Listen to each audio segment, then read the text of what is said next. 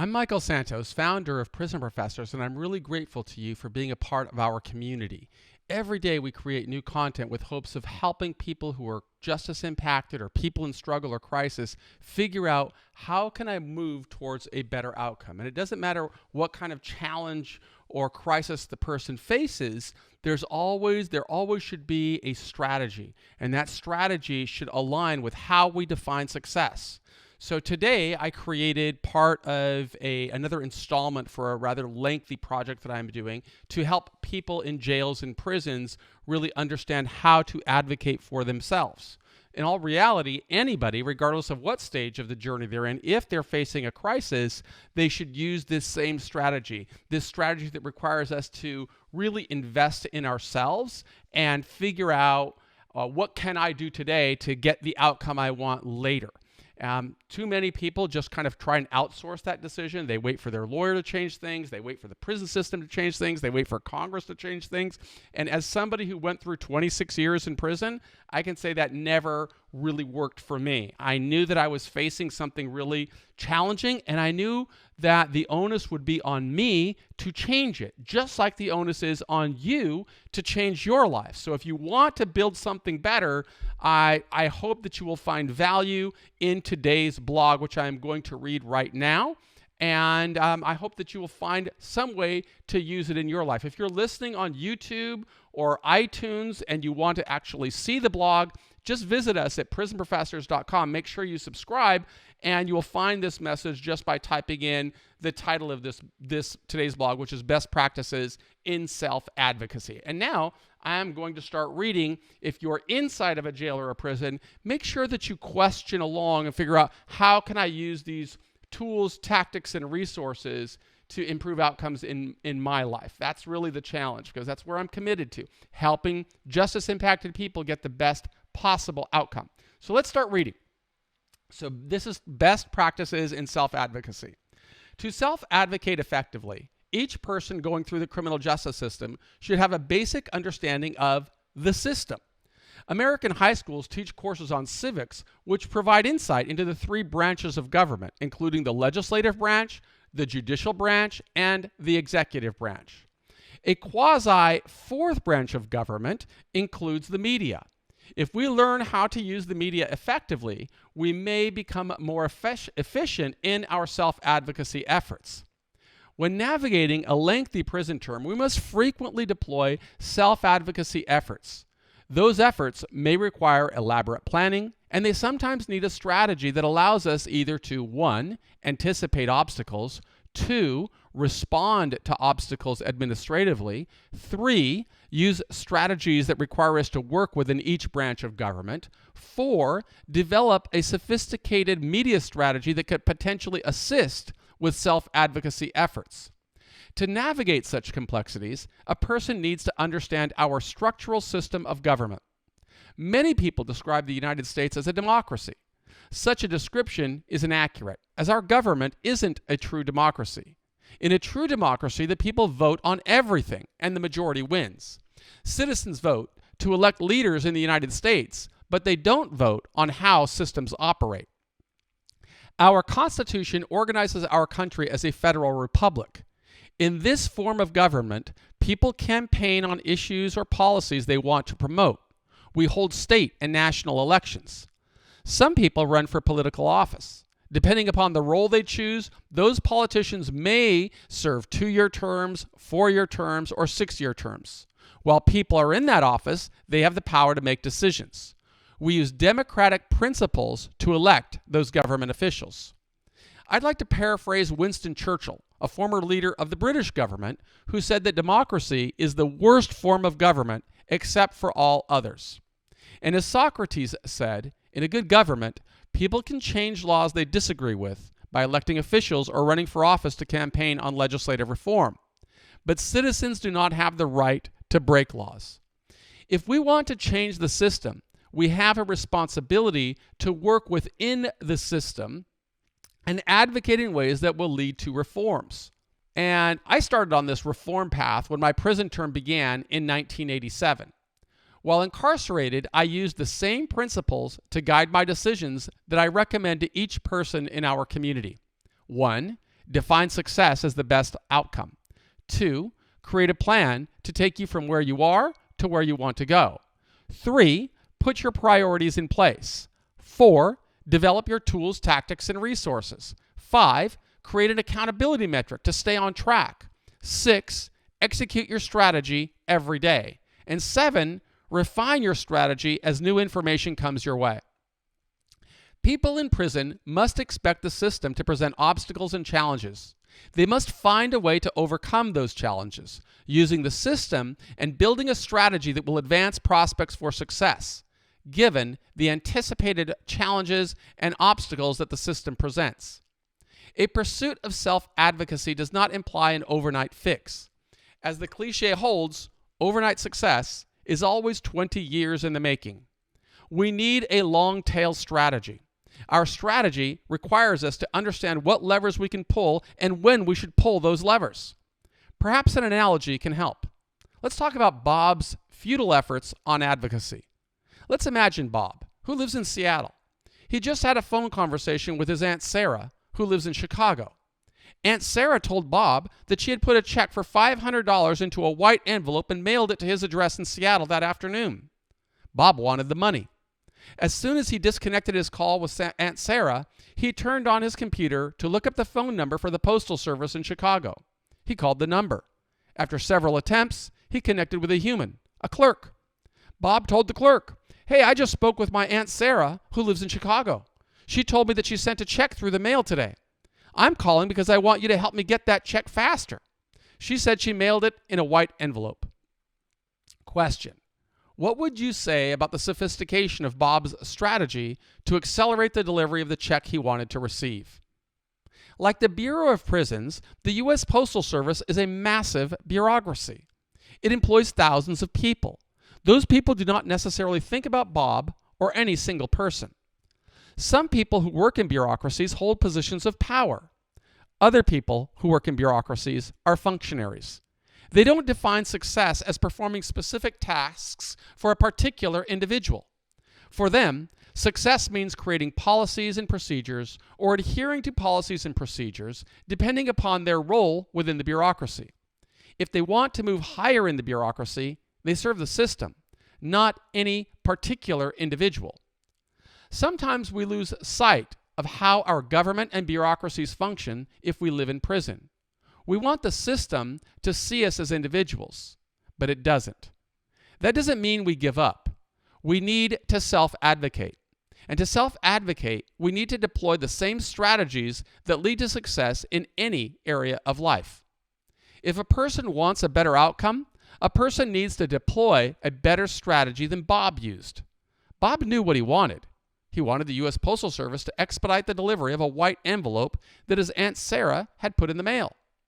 But calling the Chicago post office wouldn't be a very effective strategy in getting the outcome he wanted. Bob may have realized that he couldn't get anywhere by calling the Chicago post office. Maybe he regrouped and decided to put pressure on an individual mail carrier. Let's say that the person who delivered the mail in Bob's neighborhood was named Tim. What if Bob went out to see Tim as Tim performed his duties? "Hey, Tim," Bob said, "my Aunt Sarah sent me a check. She said the envelope was white. Can you look through your bag right now? I'd like you to give me the white envelope so that I can get my check." Well, what thoughts do you have about how Tim would respond? If Bob kept interfering with Tim, pushing him to deliver the check faster, in what ways would Tim act? Tim is a functionary of the bureaucracy. He carries out the tasks by adhering to a policy. As part of the bureaucratic machine, Tim doesn't think about individuals. But Tim has discretion and power. If a person such as Bob annoys Tim, he has the personal discretion in how to respond. Tim could choose to make things much more complicated for Bob. Maybe Tim would put the letter at the bottom of the sack. Maybe Tim would find Bob's letter but inappropriately lose it by mistake. Maybe Tim would put Bob's letter in a different mailbox, knowing the delay would frustrate Bob. Sometimes in a bureaucracy, we need to anticipate the many complexities. We need to engineer a strategy that will help us prevail. Sometimes we need to use critical thinking to choose which battles to fight and which to ignore. Each reader should question the strategy of overcoming the inevitable challenges of living in a bureaucracy. Members of our community should question the strategies they deploy to overcome challenges. Consider the past. While serving a 45-year sentence in federal prisons of every security level, I learned how to navigate many challenges. They required me to accept that I could not change the past. To develop a strategy, I had to understand the history. In my case, investigators, the DEA, concluded that I led a scheme to distribute cocaine. Those investigators collaborated with prosecutors, also known as assistant U.S. attorneys, to bring a case against me.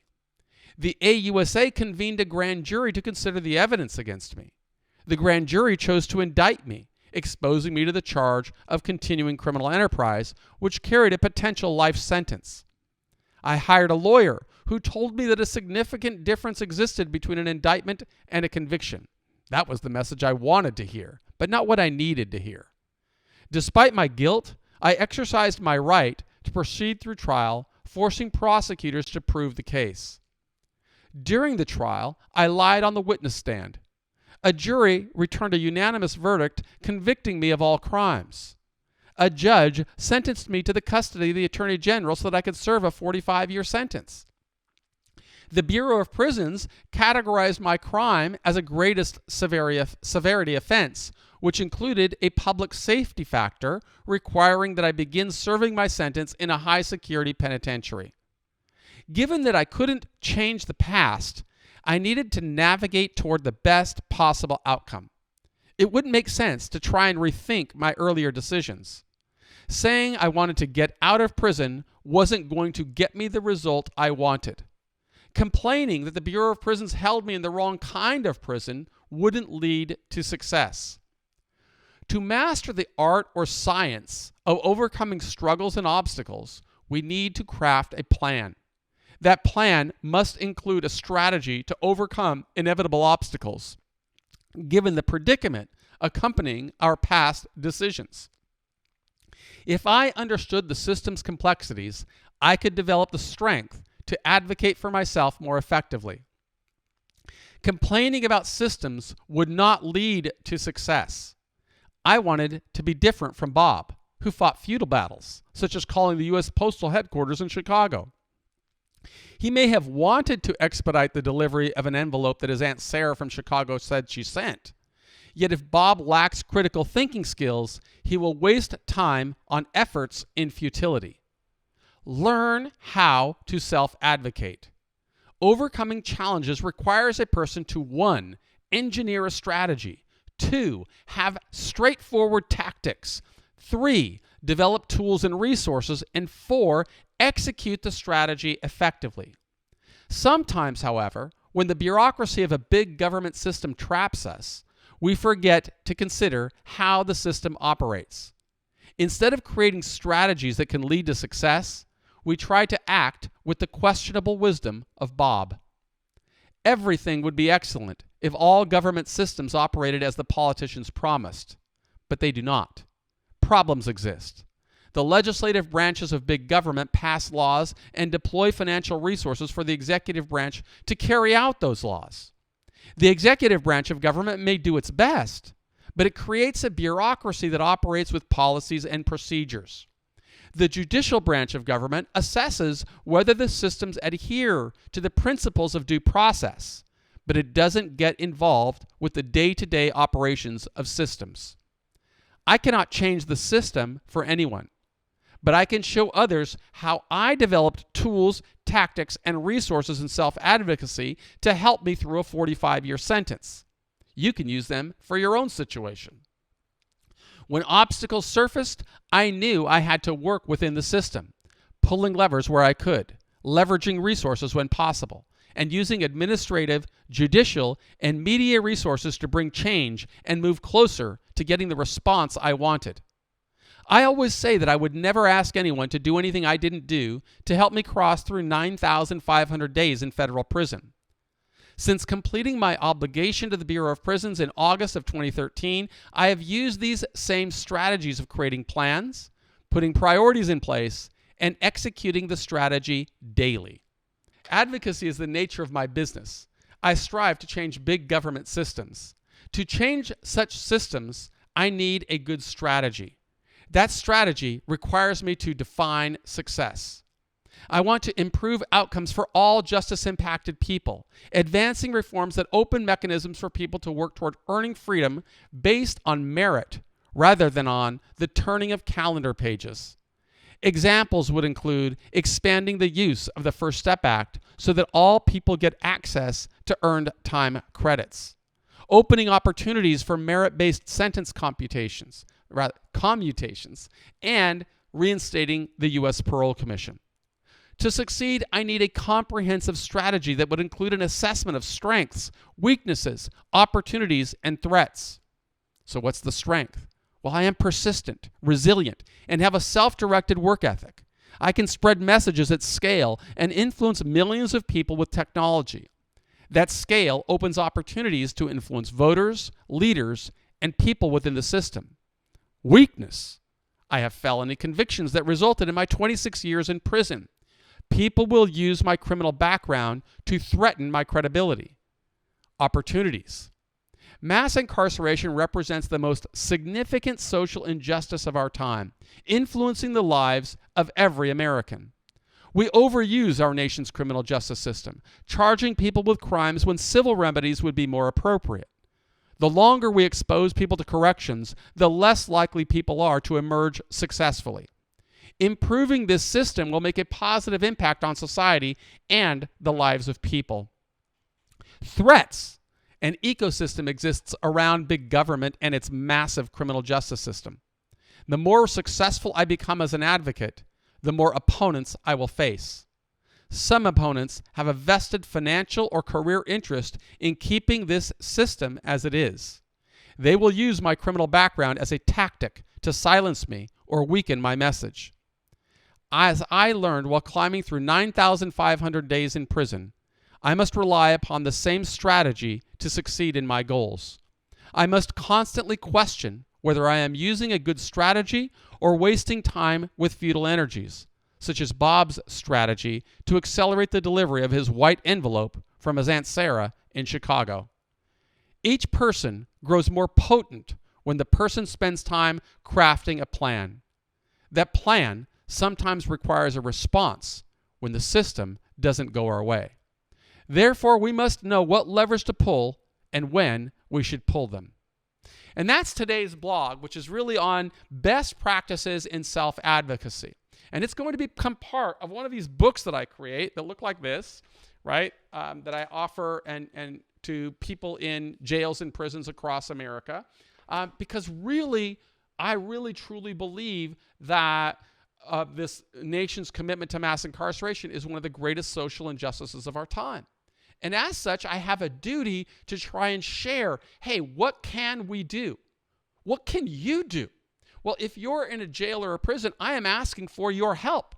I need you to adhere to these principles that we create at Prison Professors, because I want to take your story and use it to influence these leaders that I try to get to change things, such as expanding the use of earned time credits with the First Step Act, 2, implementing more changes such as an expansion of the use of commutations, and 3, trying to move the needle toward reinstating U.S. Parole Commission, right? Because the reality as I see it is we should continue to emphasize and incentivize people to pursue excellence. That's what truly makes America great. It's the individual's efforts to overcome challenge and struggle. And to the extent that I can help people do that, I believe that I can be the change I want to see in the world. But I can't do it alone. I need help from you.